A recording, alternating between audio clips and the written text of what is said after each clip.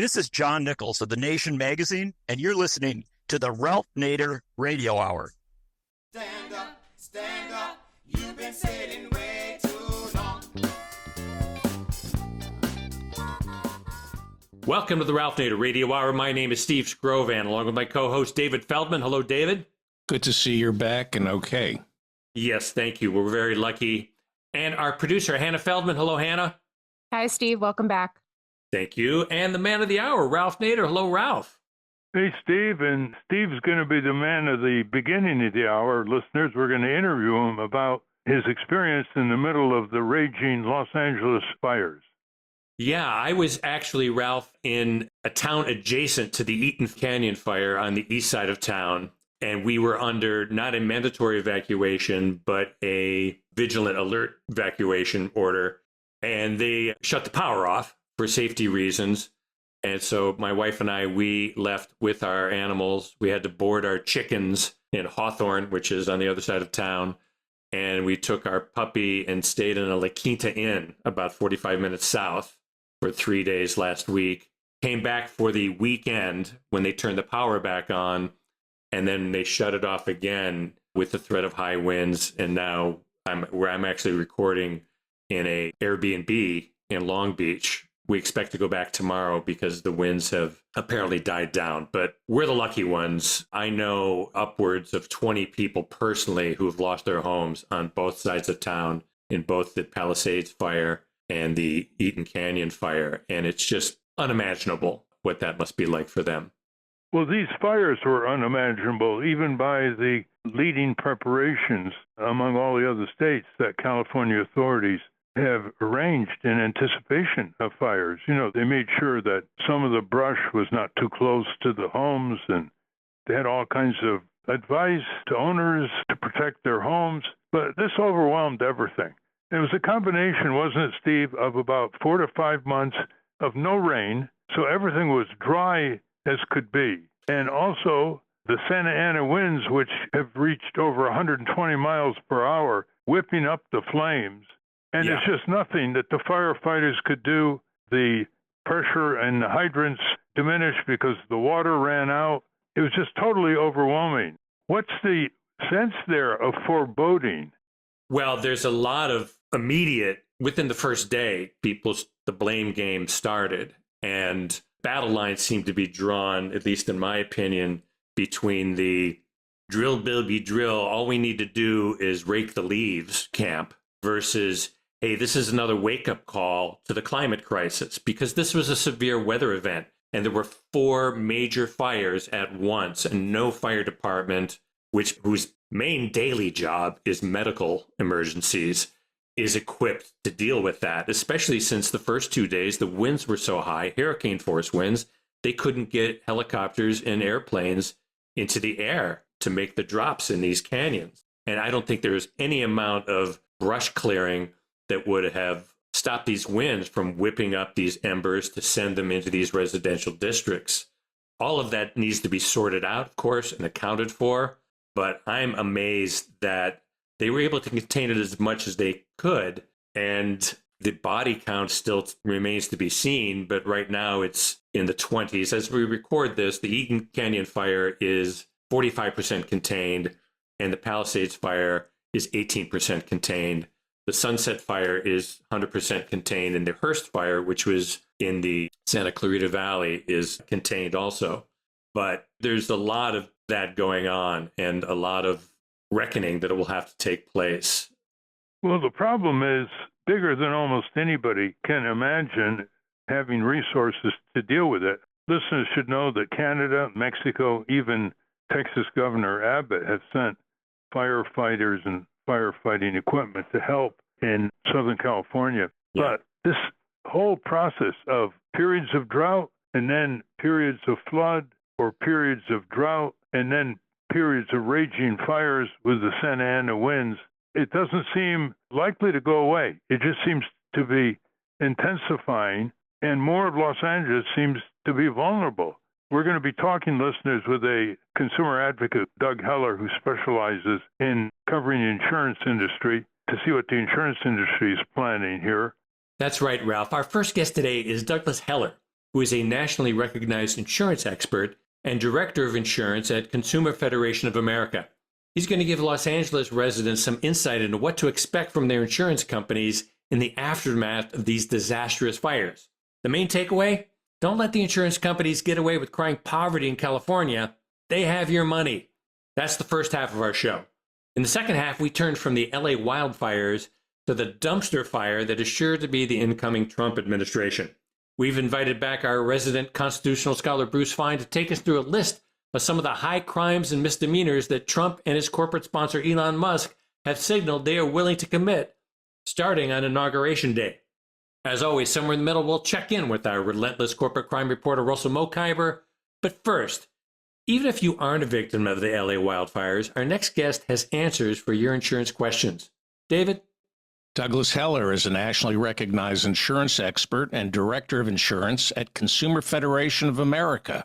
In addition to conducting research for and providing expertise to consumer rights organizations, Mr. Heller is a member of the U.S. Department of Treasury's Federal Advisory Committee on Insurance, an appointee of California's Insurance Commissioner, serving as a board member of the California Automobile Assigned Risk Plan, and he serves on the executive board of the Coalition Against Insurance Fraud.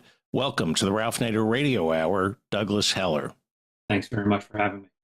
Welcome indeed, Doug. And Doug is in the middle of it in Los Angeles where he lives, and that's what we want to talk about. Of course, people now are wondering whether the insurance companies are going to pay up for the premiums that they've been paid and the damage to the fires. They're wondering whether they're going to get their insurance renewed, homeowners insurance. They're wondering what the premiums are going to be. Tell us what the scene is here, Doug. Thanks for having me. I think what everybody here in Los Angeles is dealing with right now is the kind of the immediate pain of the loss and the extreme nature of it. It's just shocking. And so, of course, we pay insurance premiums year in, year out, decade in, decade out, hoping that we never need the help of the insurance companies, but absolutely expecting them to be there when a crisis like this hits. And so that's going to be the immediate concern. Are the insurance companies stepping up and taking responsibility for their end of the contract, that bargain that we make with insurance companies, which is we pay you and hope we never need your product. But if we do, you better be there and be there completely. Of course, we're really concerned, after catastrophe and, after seeing so many catastrophes over the decades where insurance companies showed up the day after the damage. And when all the media was there, they're handing out $5,000 checks and water bottles to make sure everybody's content and taken care of. But as attention recedes, as it has in the wake of the hurricanes earlier this year, down in the Southeast, the insurance companies start grinding away at the claims payments and making it more difficult. And that's going to be the long kind of project of overseeing and watching these insurance companies to make sure they pay those claims in full. But a key thing for everybody to know is that the premiums that we have paid over the last several years here in California, and this really goes across the country, but in California in particular, have put the insurance industry in a perfectly healthy position to deal with the claims. As dramatic and as severe as these fires are and the amount of damage that they cause, the insurance companies have actually, over the last 5 years, been more profitable in California than most of the states in the country. The losses they've paid out relative to the premiums they've taken in have been much lower in California because over the years, we have given them so much new rate, because they have tightened up who they're even selling to, because they've non-renewed so many customers. For the insurance companies to cry poverty in the wake of the buildup of capital over the last several years would be outrageous. And so we're going to be watching for that. They have no reason or right to come back and say we need to raise rates or we need to begin non-renewing customers. But they're opportunists. And just like they did back in 1992 after Hurricane Andrew and time and again in catastrophe since then, we expect the insurance companies to cry poverty and try to extract more loosening of the consumer protection rules here in California, more deregulation. The insurance industry, it seems, really wants to just sell policies to people who have the lowest risks and then let the public, the taxpayers or consumers, somehow pick up all of the higher risk. And that's not what insurance is supposed to do. So if these companies don't actually want to serve California communities, the same communities that have paid premiums for all these decades. Or for that matter, folks in Florida or Nebraska and Iowa and Minnesota and Texas, where we're also seeing pullbacks, Florida, Louisiana. They don't want to serve the whole pool. And we have to begin reimagining the way we do insurance and think of it maybe more as a utility than this sort of private sector product where corporations pick and choose and the rest of us pick up the pieces. But what you're saying, Doug Heller, is that over the recent years, because of the higher premiums they've been able to charge and the exclusion of risks, which they have furthered a sort of redlining of what they think are risky homeowner neighborhoods, they built up huge multi-billion-dollar reserves. And now's the time they've got to disgorge some of these reserves and come to the help of these California homeowners. And we know that's not going to happen without strong regulation and other legal restraints. There was an article in the New York Times on January 9th by Anna Phillips titled, "The Los Angeles Fires Could Threaten California's Already Unstable Insurance Market, which insurance carriers, have been fleeing as disasters multiply." And the article talks about the insurance crisis that was already brewing in Los Angeles before the fires erupted. So what's your prediction as to what the state insurance regulator is going to do, not particularly known to be pro-consumer, and Governor Newsom and the legislature? They're all going to have to move into the arena of intensified action following these fires. Yeah, that's absolutely right, Ralph. Regulation and oversight is needed now more than ever. But I worry that, the past is prologue. Back in 2023, when some of the insurance companies here in California said, like State Farm, that they were going to pull back from sales in the state and start more non-renewals, we looked at the data, and California had been, since 2019, California had seen double-digit profits on homeowners insurance. The story around the country was that California was already a terrible hellscape for the insurance companies to do business in, when in fact they were doing far better than the rest of the country. One of the big trade journals that reports on the industry has said that State Farm has been kept afloat by its performance in California over the last couple of years. So there's the story that the insurance companies told us. And it was more a kind of a climate opportunism after ignoring the potential and then growing impact of climate change on property risk for years and decades. The insurance companies finally had this kind of revelation that, they can talk about climate change as a new risk and a justification for demanding whatever they want. But because California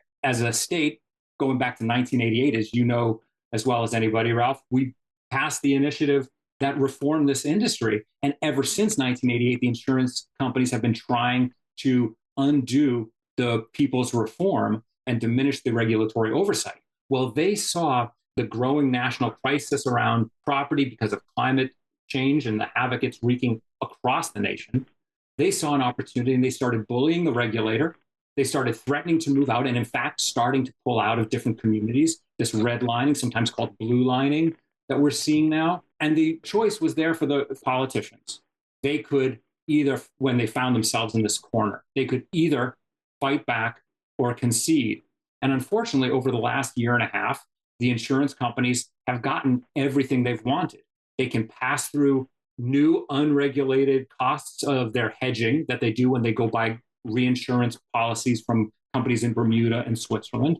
Those can now be passed on to homeowners. They can do black box climate modeling and catastrophe modeling to change the rates as they want and push the levers and turn the knobs to put the screws to the homeowners of the state and property owners. And if the state's backstop, the FAIR plan, which is supposed to be there for people that the insurance companies ignore, if that doesn't have enough money to pay all these fire survivors over the next coming months and years, then instead of the insurance companies backing that need as they historically have, now they're going to be able to just pass an assessment on to people throughout the state. So we have a bad history here of the insurance companies using the power of this product that we all need for security and for community resilience, using their power over that market to extract exactly the kind of deregulation they want. So now we're at that inflection point. Let's be more specific. The town of Pacific Palisades, which is in the neighborhood of Los Angeles, has almost been entirely burned down. And back in July, not this last week, when California went through one of the hottest months in history, State Farm stopped providing home insurance to more than 1,000 homeowners in the Pacific Palisades neighborhood. And so, fast forward, you have all the fires virtually destroying Pacific Palisades, and State Farm did not renew nearly 70% of policies in the town, leaving the residents increasing reliance on a state-backed insurer of last resort, known as the FAIR Plan. What is the FAIR Plan?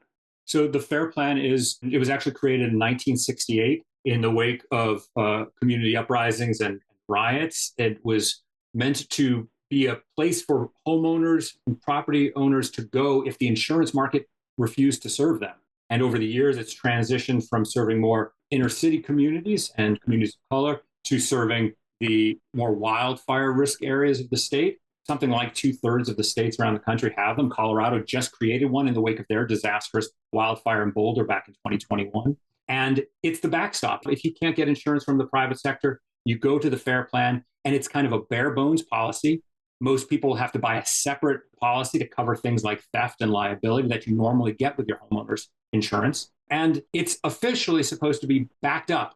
Reinsured is the word that we often use, by the insurance industry itself. The idea was, hey, insurance companies, if you don't want to serve parts of our state, but you still want to do business with the rest of the state, then we're going to create this program, and you as an industry have to back it. But just this last year, the rules changed, and now the insurance companies, instead of having to back it themselves, they can make their own other policyholders back up this plan. But the key point is that it's a somewhat limited coverage. It's pretty robust. California's is better than other states, but not robust enough. But it's really threatened by these huge fires. And the question is, this is not surprising. When you concentrate high risk in one pool, that pool is very susceptible to a catastrophe like this. And it gets to that question about the companies like State Farm that pulled out back in June and over the last year and a half.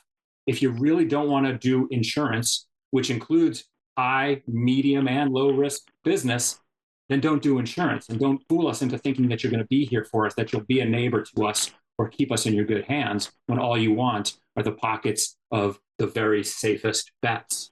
As you know, Doug, the insurance companies pound the drums of we're getting out of the market, use it as a cudgel to bring regulators down and getting them to do what they want by raising premiums. They threaten to leave the state, in other words, listeners, in order to get their way with the state regulators who say, oh, no, don't leave the state. We'll give you more premiums charged to homeowners or auto owners.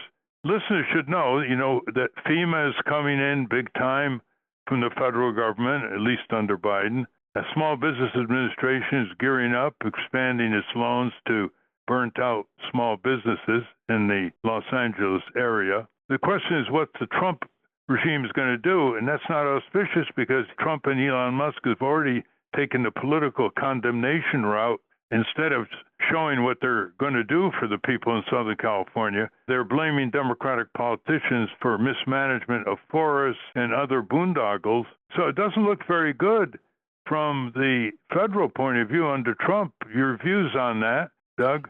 Yeah, I'm worried. I think it would be beyond outrageous if the new administration decides to take out their political vengeance on the survivors of these disastrous wildfires, these communities from the Pacific Palisades over all the way to Altadena and Pasadena here throughout the Los Angeles region. That would be beyond despicable. I don't know that it's beyond the administration. We'll have to see the new administration. But yeah, we're going to have to fight back and demand not just what we expect out of the insurance companies, but out of the policymakers and the administration. FEMA has got to be there. But I think something you said at the outset, Ralph, is important as well. And I worry about this in the new administration, which is that it's one thing to provide aid after a disaster. It's much smarter and more effective to provide investment beforehand, both public investment and private investment. We're not going to beat back climate change simply by reforming the insurance industry. We've got to invest in loss prevention, in the mitigation efforts, and that's going to cost a ton of money because we've allowed just generations of this buildup of climate change to go unattended to. So that's going to be a really important part of it. Yes, we have to ensure that the new administration keeps up the work of helping people get through this disaster that's befallen us here in California. But also, we have to reinvest and more strongly and thoughtfully invest in better loss prevention and make real decisions about land use and building codes. And I'll tell you, if we don't, as a society, take land use and property development and building codes and like seriously, then we're going to continue to let the insurance companies be our land use managers. They're the ones that get to decide. And we shouldn't outsource those important community decisions to the insurance companies. We need to take that seriously. The Trump administration, as well as the Newsom administration and those in states all around the country, have to get serious about how we move forward and build back. As our listeners know, you don't get insurance, you don't get bank mortgages. The two go together. In the last week and a half, what have the insurance company spokespeople been saying and doing in the Los Angeles area? I'm sure the press is asking them all kinds of questions, and they can't be staying silent. No, the insurance industry is doing mostly what they always do, which in the immediate aftermath, they do what their advertisements suggest they always do, which is they show up, they put tents up all over the place, and they're writing those checks and they're saying, we're here for you. The problem isn't today and tomorrow from the insurance companies. The problem is a month from now. That's what we worry about, because that's when they will start talking about, start making it difficult for homeowners to get the full claim they're due, making people resubmit their claims documentation, telling people that they need to talk to a new adjuster, all of those kinds of problems. And then they'll be going to the legislature and to the insurance commissioner and saying, oh, the things that we demanded and got the last year and a half, here's our new list of demands for you. And if you want us to stay in after that terrible wildfire, you're going to have to give us yet more. And of course, they don't need more, but that's what we expect to hear. They're not going to start saying that just yet. I doubt it anyway. Homeowners have to be very careful about the settlement, the fine print that they're being asked when they are offered some insurance monies for their damage. You got to be very careful of that. When I was practicing law, we used to describe insurance adjusters as people who go through revolving doors behind you and come out ahead of you. So, yeah, you got to be very careful of what they do when they say, here's a check, just sign on the dotted line. And you give up all kinds of legitimate claims. Let's go to Steve. Doug, I'm a person, say, in Altadena who has lost my home. Walk us through what that person should do once they've determined that everything is gone. Well, the first thing, of course, is safety. And we urge people to not try to go back into homes that are unsafe, follow the instructions of the community leaders, the police and fire, first responders. It's not worth it to try to document your losses now if it's going to put people at risk. And we've seen people make that mistake, and it only adds to the problem. Once you've figured out exactly that you have lost everything, you should be in touch with your insurance company. And this is the most important thing that I advise everybody is document every conversation. And as best you can, even though you shouldn't have to have some complete list, if your home is completely lost and you had $500,000 of total loss coverage, then you have a right to that $500,000 you've been paying for. But the insurance companies are going to make you document it. So one thing that we urge people to do, before catastrophe is do whatever they can to document their homes. Before we decided to evacuate here at my house, I had my son walk around with a camera phone and literally video the entire house for 30 minutes. If you didn't do that before you left, talk to family and friends who might have photos from your home, because the more you have to document what you lost, the easier it will be to get the insurance companies to pay the claim that's right. If you're having problems with the adjusters that the insurance companies set out, there are public adjusters, people who can support your effort to document your claim, and you may reach out to them. And if at some point the insurance companies just become too difficult, too intransigent, or throwing things at you that don't make sense, the California Department of Insurance has a mechanism for filing complaints, and you may need legal representation as well. We don't want people to ever have to go into court to get their contract fulfilled. But if the insurance companies push back, and disaster after disaster, we see them pushing back way too hard and doing things that are beyond illegal, changing the adjusters, their own adjusters' documents to make it look like you're owed less, then people may have to fight in court as well. But document everything. We recommend everybody has a notepad or use their phone app to really give the date, and time you spoke with somebody, who you spoke with, and everything you talked about for every single conversation, because that will help you. Doug, in emergencies like this, usually legal aid resources expand because not everybody can afford a lawyer, obviously. You see legal aid resources rising to the occasion here from the lawyers or clinics at law schools, whatever sources can be tapped. Yes, Ralph, I absolutely do. I mean, we have a great legal aid foundation here in Los Angeles. I know the NAACP team is out here as well. I know that there will be a lot of resources for people who are not just vulnerable because of these fires, but who are financially vulnerable because of their own economic circumstances. And so I expect that people will have places to turn. You know, it's much easier to think back to the Northridge earthquake here in the Los Angeles area back in the 1990s.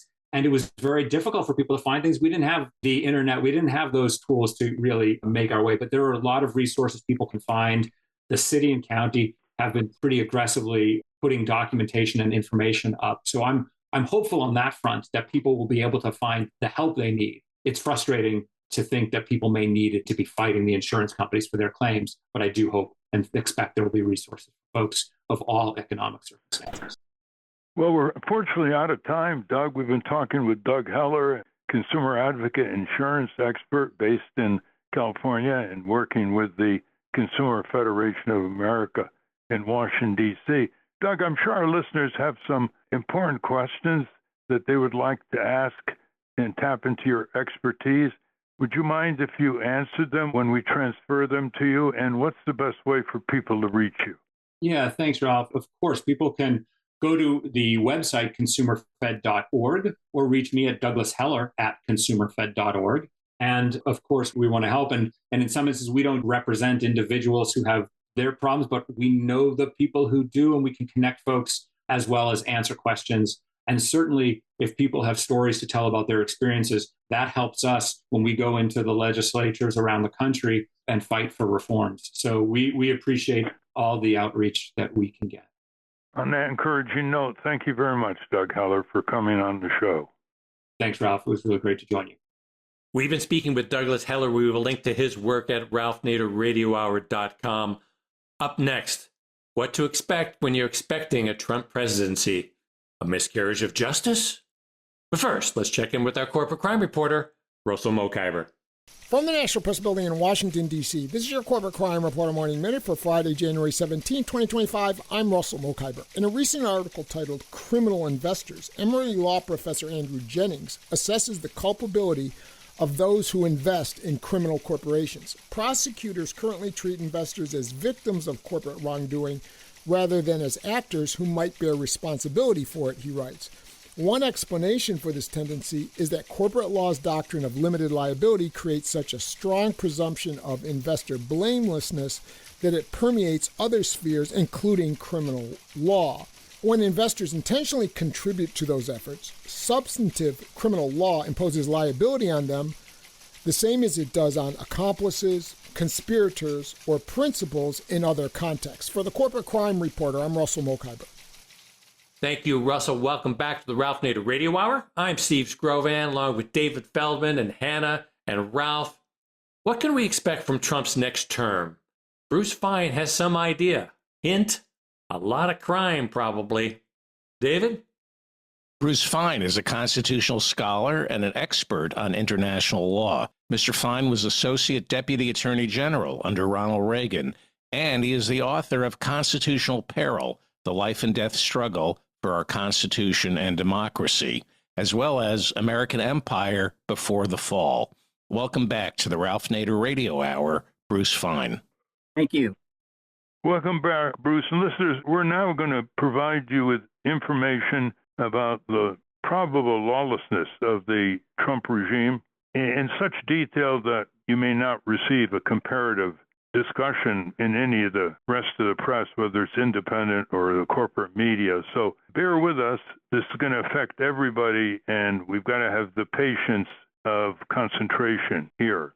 The Trump regime has a high probability of being the most lawless dictatorial regime in American history. All presidents violate laws, but Trump has taken this to a new, boastful level of variety. In July 2019, as president, he stated, quote, with Article 2, I can do whatever I want as president, end quote. That itself, in Bruce Fein's opinion, is an impeachable offense. But he actually proved it. He violated the criminal statute. He violated all kinds of constitutional provisions. He defied over 125 congressional subpoenas. That's an impeachable offense. So based on what he did in his 4 years in office, and based on what he's been saying, asserting, declaring, bloviating in the last few months, especially after the election, we're going to come down with a list of illegalities that sooner or later will catch the attention of a laid-back Congress, even though the GOP controls Congress and people say impeachment and conviction are impossible. Don't bet on it. Don't discount anything that Congress might be pressured to do, because politicians, when it's their skin up against Trump skin, they're going to pick their skin. So with that background, let's start with January 20th, which Donald Trump promised he would be a dictator for a day. Semi-humorous, but our prediction is he's going to issue a whole bevy of executive orders, and they're not likely to be lawful. Tell our listeners, Bruce, something about these executive orders that are coming and why they would be unlawful. First, the prospect of the executive orders. Mr. Trump, as well as his sidekick now, Elon Musk, and Vivek Ramaswamy, have stated that they intend to flout any regulation or law they don't like, and then wait, if at all, until a court years down the road tells them you're wrong in order to discharge his obligation to take care that the laws be faithfully executed. One law in particular they have their eyes on is the Impoundment Control Act of 1974. And you and I, Ralph, were around at that time when the statute was enacted to make clear that presidents cannot impound funds. And one of the big themes of Mr. Musk and his ill and misleading Department of Government Efficiency, which is not a department, is that they want to slash spending. And one way they want to do that is to steal the appropriations power from Congress away and simply not spend money to implement congressional programs. And this could include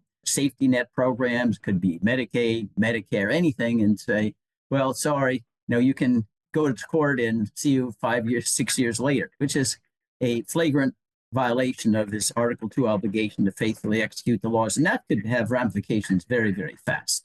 These executive orders can, in fact, be violating federal statutes like Medicaid statutes. They could be violating the Constitution as well, like the appropriations power is exclusive to the Congress. And by the way, listeners, we're not just talking bloviating rhetoric. These people like Trump and Musk have actually declared this. They basically have said, we're going to do exactly what we want. And if anybody thinks it's illegal, sue us. And they've had experience with delays in the courts, which have let Trump off in a lot of his cases by the Justice Department. They know that anything can be delayed by the Justice Department for 3-4 years. So we're dealing with an elected dictatorship. We should face it squarely. To add, Ralph, what you said, Adolf Hitler came in as chancellor, had 35% of the vote. Soon the Reichstag was dissolved. So you don't need a majority to thrust a dictatorship on a country. But what I think is important to note as well is you'll see today the Attorney General nominee, Pam Bondi, being questioned. And you would want the very first question to be, will you refuse to execute an illegal order of the type that Elliot Richardson refused when, and Ralph, because you challenged the discharge of the special counsel at that time, Special Prosecutor Archibald Cox. And Elliot Richardson said, I'm not going to do it. William Ruckelshaus, when he was told you're given an order by the commander-in-chief, he would not follow. And are those questions being asked of Pam Bondi, the nominee, at least because the president can't do this on his own? He has to work through subordinates as a critical upper litmus test of whether she can be confirmed. But, that's just not even in the realm of being asked, which is truly stunning. And I make that observation in general because we're talking about lawlessness. Yesterday, when the Secretary of Defense nominee, Hegseth, was there, and he was asked directly, would you disobey a clearly illegal order that's required? He wouldn't answer the question. He just said, well, I won't get a clearly illegal order. This is someone who is the president-elect who said before on occasion, I'll order torture and all sorts of other illegalities because that's the only way we can beat our enemies. So it's not hypothetical. And he refused to answer. And he refused to say that, international law of proportionality would be followed by the Defense Department or by the president. Proportionality meaning you're not supposed to kill, a million civilians going after, one terrorist. And given the attitude that Mr. Trump and Mr. Hegseth have displayed, we need a warrior culture. You just slash and kill anything you see. That's a real fear. So I make these observations to show these are not just hypothetical questions on a law school or bar exam. They're very concrete and could be with us within days. Well, let's run through a number of illegalities that you have compiled here with some brevity so we can get through them in the time we have. You say you expect secret government to conceal crimes and blunders by invoking state secrets or executive privilege and flouting congressional or court-ordered subpoenas. Explain that? Yes. I mean, we have a whole history here, both under Trump, but it's just not him, Biden, that we no longer have any transparency. We have no oversight. In fact, that was one of the reasons why the Jack Smith investigation was delayed for so long. Total non-compliance. And the only way you get around this is by Congress resorting to its inherent contempt power and said, all right, we don't need to go to court. And the U.S. Supreme Court has affirmed this kind of power. We can put you in prison. We can fine you to get the information in a politically relevant time frame. So there's no indication at all. And you could imagine, Ralph, among other things, we know that all the reports that haven't been released, and some of them will not by the time of the inauguration. For example, the report on the Florida investigation, Espionage Act, obstruction of justice, perjury, they're never going to see the light of day under Trump. He's going to hide all of it. And we know that if there's subpoenas, they'll ignore it. But in this situation, at least for the first 2 years, and it's not unique to this case where you have a Republican president and a Republican Congress, they're likely not even to issue any subpoenas at all. So you will have no oversight at all. But it does not, however, exclude the possibility that the courts can demand in litigation access to information to probe illegalities. And there's no doubt that they will invoke executive privilege state secrets. And unfortunately, given the attitude of the U.S. Supreme Court, especially exposed in part during the oral argument on the TikTok ban case, they're likely to affirm that. So we're going to have secret government for another 4 years. You point on something important. The usual countervailing checks and balances are not really there. The Congress is under the GOP, which is so far under Donald Trump's thumb. The Supreme Court has ruled that a president in his official duties cannot be sued for criminal conduct and has issued other decisions recently centralizing power in the executive branch. And outside, the labor unions, the citizen groups, the bar associations, the organized church, we're not going to see much countervailing mobilization, at least from what we can see now. But going to your next point, you have indiscriminate dragnet surveillance of Americans targeting the, quote, not yet guilty, quote, in flagrant violation of the Fourth Amendment, end quote. Well, we know Democratic presidents have done that too, but you think Trump's going to take that to a new level? And explain not yet guilty. Yeah, the not yet guilty was a phrase that Michael Hayden used in a book he wrote. Michael Hayden, for the viewers who don't know, was former director of the CIA and former director of the National Security Agency. It's truly an Orwellian concept that even goes beyond 1984. The not yet guilty. All of us on this program are in that category. So are all of your viewers, Ralph. The not yet guilty. I said, gee, how do you determine that they're going to be guilty, Mr. Hayden? And he says there's no pushback. They just treat this as ordinary language. But the reason why it's more likely that Trump will use this dragnet in a more abusive way is because he and his FBI nominee have said openly they're going to do everything they can, to persecute, to go after their enemies list. It's much longer than Richard Nixon's enemies list that we knew about, Ralph, when we were growing up. In the FBI nominee has 60 names. And the fact is that the NSA, given the Executive Order 12333, plus the inherent executive authority claimed by the president, not just this one, basically are probably intercepting everything that we're seeing, that anyone else is seeing. The only limitation on abuse is that they don't have the manpower to actually use it all. Both Trump and Musk have come in basically saying they're not going to enforce health, safety, and economic protection regulations. They're going to go after the Federal Trade Commission. They're going to ignore the Consumer Financial Protection Bureau's work, just the way he did in his first term.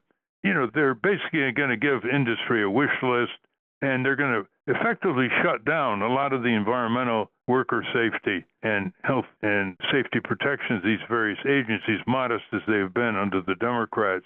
Why is that a violation that's impeachable? It's a violation for this reason, that even though there's certainly authority for a new administration to come in and go through proper rulemaking to change policy, and it happens, that's a legal way.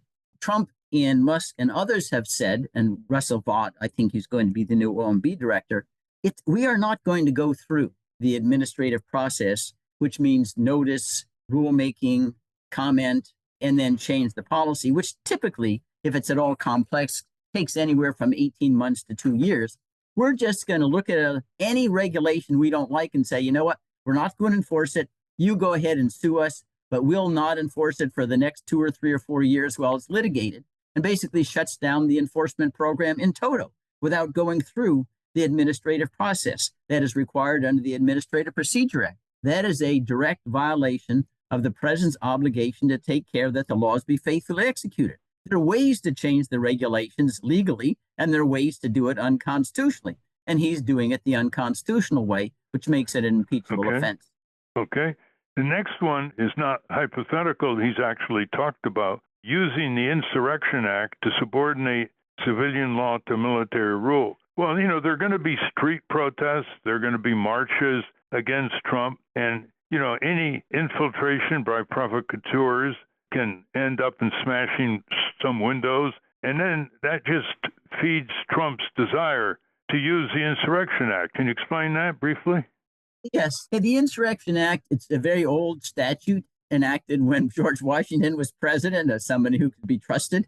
But it, in sum, gives the president discretion to use the military. Force is preventing states or the federal government from enforcing the law through customary judicial procedures. Now, one thing that was disturbing yesterday in the hearing on Pete Segg's nomination to be defense secretary is that the specific case of the Secretary of Defense apologizing for using the military to oppose and to suppress demonstrations in Lafayette Park across from the White House. He said it was wrong. And Hexas was asked, well, what would you do? Would you tell the president you're not going to use the military? Because the protests in Lafayette Park certainly were not at a extent that prevented the faithful execution of the laws. And he refused to answer the question. So I think it's fair to conclude that he, if he is confirmed Secretary of Defense and is true, he would not resist any presidential directive to go ahead and use the military to shut down any opposition demonstration, which is, I think, quite alarming, given the fact that that's one of our most cherished rights, to stand up and protest, the right of association, petition government for redress of grievances. We're not supposed to have anything that looks like Red Square, Tiananmen Square. Lafayette Park's not supposed to be that way. It's supposed to be more like Hyde Park. But that's certainly going to be a risk with this president. Well, this one's not that hypothetical given his belligerent comments. You say declaring illegal immigration over the southern border, a military invasion, and authorizing Texas to take up military arms, including lethal force against them. Yeah. What's that about? There's a provision in the Constitution that says that a state can use military force if it's subject to an actual invasion that hasn't been able to be stopped. Talking about a military invasion. But there's already talk in Trump and certainly the Texas governor and the Texas state administration characterizing illegal immigration with no one carrying a weapon, little kids there, as a war. It's an invasion. And they're claiming a right to respond to the invasion with military force. And I have no doubt that that certainly would be a temptation. And I think it's certainly a probability with Mr. Trump and Stephen Miller, which is kind of his architect of doing everything to treat immigrants as inhuman species, a little bit like the Nazis and the Jews in the Nuremberg laws, that they well could do this. And I'm sure that the Texas governor, Mr. Abbott, would be delighted to bring out the Texas Rangers and use force. It's going to be something we remembered growing up in the Civil Rights Day. Bull Connor, Jim Clark, the hoses, the cattle prods, whatever. It's going to look like a picnic compared to what we could see out there, because there really isn't any restraint on the anger, the antagonism, the ruthlessness with which we've already seen, the claims that the immigrants from Haiti are eating cats and dogs, and, utterly deranged observations. And these are the people who are being looking at the border. Now, another one is characteristic of Democratic presidents as well. They negotiate executive or legislative executive agreements with foreign countries instead of using the treaty clause, which is what's required under the Constitution. Can you give some examples? The recent illustration was the Joint Comprehensive Plan of Action, which is a way to restrict Iranian nuclear ambitions. And then that was an executive agreement, and that never went to the Senate. And then Trump removed it because it wasn't, a treaty. Even before then, however, we have had presidents use executive agreements to establish the equivalent of defense treaties. We did that for many, many years in Spain. Franco was in quite disrepute in the United States for years because he had helped the Nazis during World War II and couldn't be admitted to NATO. So Eisenhower just did executive agreements and basically had a de facto NATO member, but not in NATO.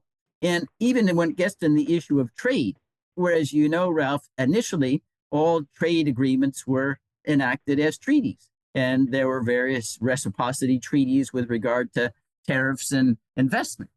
And then they decided, and the president, well, we can't get enough support for treaties. And so they shifted to what they call legislative agreements. And we saw that in the WTO, where they didn't think they could get a 2/3 treaty ratified by the Senate. They just said, well, we can get a simple majority in the Senate and the House. And we can bypass, the obligation when you have an international arrangement, which is what treaties are. I mean, tariffs and international trade, you have understandings with foreign governments. You say that Trump's going to violate what's called the emoluments clause of the Constitution by indirectly amassing wealth by promising benefits to persons, groups, or nations that patronize the Trump family's many businesses. So he's got Jared Kushner and he's got his daughter. They're all in businesses, and he's got his sons in businesses. And everybody knows, okay, you solicit, you patronize them, and then the president is going to know, because he's very close with his family, at least when it got into business deals, that just an indirect way in which you funnel money into the president. And he's not stupid. He is able to do favors on this or that deal. He has so much discretion with how he handles foreign aid and military arrangements that this is a way in which he's able to enrich himself or his family. Certainly, it's a circumvention of the spirit, if not the express language, of the Domestic and Foreign Emoluments Clause. It says, no, a president needs to be paid only what Congress appropriates and decides is a proper salary. Well, you say that he's going to engage in wholesale pardons, which he said of the January 6th insurrection. There are scores of these people who stormed the Capitol they were prosecuted under Biden's Justice Department, convicted, and sent to jail. Is there any limit on the number of wholesale pardons? Can he pardon them as a class rather than one at a time? Because he's basically said on the campaign trail he's going to pardon them. Is there any limitation on that? Well, and the limitation really is bribery if he got some money. Otherwise, it can be very broad. And in the past, presidents have used classes. I remember Jimmy Carter pardoned a class of deserters in the Vietnam War. So that wouldn't be unusual, although here it's difficult because some have been convicted of conspiracy, seditious conspiracy, and are sitting in jail for 18, 19 years. Others are only in jail for a short time because they violated the prohibition upon access to property of the United States that was not permitted, much less serious crime. Some have voiced contrition. Some have been equally belligerent after their convictions as before. So since they're not all than convicted of violating the same statute, it'd be more difficult, I think, to craft a pardon that would be a class, maybe a subclass for those who are only convicted of nonviolent offenses would be something, but some of the ones who are serving long terms were convicted of violent offenses and wouldn't fit in that statutory category. You're foreseeing Trump ruling by executive order or executive dictate instead of enforcing legislation from Congress. For example, you think he could just issue a flagrantly unconstitutional executive order violating the 14th Amendment, revoking birthright citizenship. You can refuse to spend money specifically appropriated by Congress, say in health insurance programs, or he can order the dismissal of lawsuits that are disadvantageous to him, or declare illegal immigration as a national emergency indistinguishable from war, enabling him to rule by decree in secret. If that happens, we do have a de facto dictatorship. Do you see any light at the end of the tunnel? Because he is going to move in that area. Well, the light at the end of the tunnel is the people on this program. We're the guardrails. It's not in Congress anymore. It's the people who have to stand up and protest and not send the scoundrels back to office if they're not discharging their obligations under the United States Constitution. If we aren't the guardrails, there aren't any out there. I think one of the other things that will embolden Trump far more than the first term is that now he knows that the members of Congress, others in the Republican Party, have no will to push back. Every one of them goes kowtows down to Mar-a-Lago. And not only just them, the Democrats, all the big businesses, Zuckerberg, everybody who's got money, they go down there. I mean, it's really, it shows we got a plutocracy, but it's just not them. The liberal media goes because they want to have access to the White House. ABC gives them $15 million on a trumped up defamation claim because they don't want to be excluded from interviews. And so I think he feels psychologically, unlike the first term when he's a novice, people really didn't think that he knew what he was doing. I think now he knows he can get away with this stuff, which will encourage him to be more outrageous than before. There was a little bit of timidity as to what might happen, but now he knows nothing is going to happen, which means he'll do whatever he wants. Which brings me to my last point, Bruce, which is how is Trump going to deal with dissent? What menacing powers is he going to use to all the millions of dissenters? And also, he and Musk have said they're going to go after the media, and his FCC chair designate has stated that they may withhold the licenses for radio and TV stations whose content they don't like. This, of course, is the ultimate assault in a democratic society, because almost all assent in a democratic society has come from dissent that's protected and becomes majority opinion. How far do you think he's going to go here? Well, first, I think he clearly is going to have a litmus test for any federal government employee, no matter how low. So they're going to be completely silenced, and you have really millions. Also, I'm sure if you're a government contractor, you better not say anything that's nasty about Trump. You'll lose your government contract, and there are like 2 million government contractors. With regard to nonprofit 501c3 organizations, he'll probably go after and try to revoke that nonprofit status of any organization that's critical of the administration. You point out that the FCC, if you're a broadcaster, radio, TV licensee, you have, I think the renewal term now is 5 years. They could yank a license, although in the past it would be viewed a First Amendment violation to yank a license because the viewpoints expressed were discrepant from the president. But again, this is a situation, Ralph, where you could destroy a broadcaster by simply having the threat an ongoing question of whether to renew the license, because banks would say, well, we can't lend any more money. If you lose your license, you can't pay us back anything. So it could indirectly shut down these programs, even without actually having had a final order revoking the license. This all leads me to say that the ultimate peril to Trump is that he overreaches.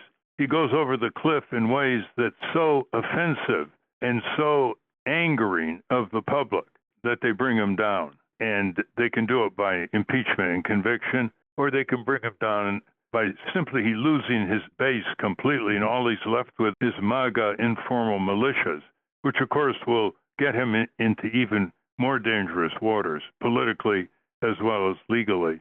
But I think for listeners, the best measure responding to this discussion is to bring your senators and representatives back to town meetings, where you eyeball them, you talk to them, you get their response, the press is there, people fill the auditorium, and they show that the members cannot game a liberal against the conservative voters.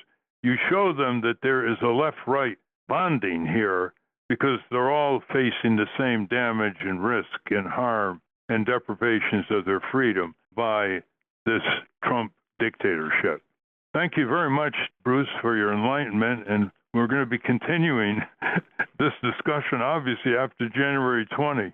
Thank you, Ralph. And I think just to alert the viewers, we will be compiling a roster of impeachable offenses starting January 20th. So we expect a running count to start mounting very quickly. We've been speaking with Bruce Fein. We will link to his work at ralphnaderradiohour.com. I want to thank our guests again, Douglas Heller and Bruce Fein. For those of you listening on the radio, that's our show. For you podcast listeners, stay tuned for some bonus material we call the Wrap-Up, featuring Francesco DeSantis with, in case you haven't heard, a transcript of this program will appear on the Ralph Nader Radio Hour Substack site soon after the episode is posted. Subscribe to us on our Ralph Nader Radio Hour YouTube channel, and for Ralph's weekly column, it's free. Go to nader.org. For more from Russell Mokhiber, go to corporatecrimereporter.com. The American Museum of Tort Law has gone virtual. Go to tortmuseum.org to explore the exhibits, take a virtual tour, and learn about iconic tort cases from history. To order your copy of the Capitol Hill Citizen, Democracy Dies in Broad Daylight, go to capitolhillcitizen.com. And remember to continue the conversation after each show. Go to the comments section at ralphnaderradiohour.com and post a comment or question on this week's episode. The producers of the Ralph Nader Radio Hour are Jimmy Lee Wirt, Hannah Feldman, and Matthew Marin. Our executive producer is Alan Minsky. Our theme music, Stand Up, Rise Up, was written and performed by Kemp Harris. Our proofreader is Elizabeth Solomon. Join us next week on the Ralph Nader Radio Hour. Thank you, Ralph. Thank you, everybody. Be alert. Don't let them fool you. You have the power in your hand. I'm only trying to school you. Listen to me, people. Do you understand? We gotta stand up. Oh, you've been sitting way too long. Oh, step up. You know what's right and you know what's wrong. Rise up.